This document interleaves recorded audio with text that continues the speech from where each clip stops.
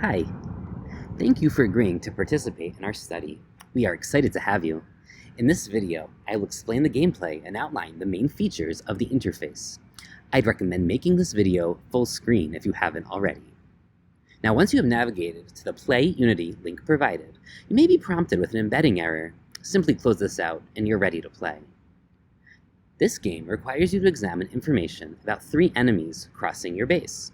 Your job is to choose which of these enemies is most dangerous and engage that enemy with your defense tower. The tower is quite strong, can kill any enemy it encounters, but you only have one and need to make the right choice. Your troops on the other side of the portals can handle weaker threats, but will be crushed if a strong enemy makes it through. Your scouts will do their best to provide information about the incoming enemy, but watch out, they can't see everything and sometimes get information incorrect. On the introduction screen, input your Prolific ID and maximize the game to be full screen. To continue on to your practice rounds. The first practice round has now begun. In the top right corner of the screen, you can see how much time you have left to make a decision, and in the experiment rounds, you'll be able to keep track of which level you are on. There, you can also keep track of your real-time accuracy by looking at the top left corner of the screen.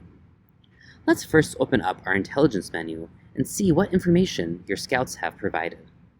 Each of your information sources has a separate tab, which includes information about each enemy's attributes. These attribute tabs are ordered by how strongly they predict enemy strength.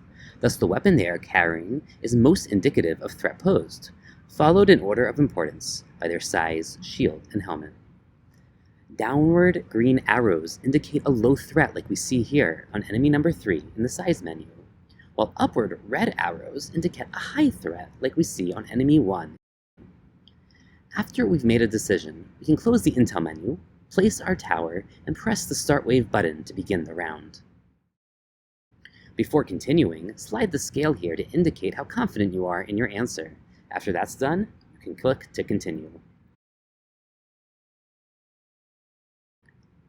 Now it's time for feedback. You'll be informed on whether you chose the correct enemy at the top of the menu, and you can see a visual indication of your choice and the correct choice on the left.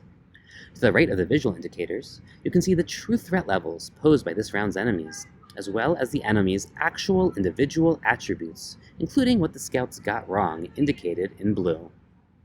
Now, we can click on to continue to the next round. Again, let's open our intelligence menu, examine the information, and make a decision. If you re-examine the intelligence and decide to switch your tower placement, simply click the tower and press the delete button. You can then place another tower and begin the round. You will have 3 practice rounds to get used to the interface before starting the experiment proper, which consists of 30 rounds. After round 20, there will be a break to give you a chance to answer a short survey on Qualtrics. The rest of the questionnaire will be administered on Qualtrics at the end of the 30th round. We hope you have fun, and thank you again for participating in our study.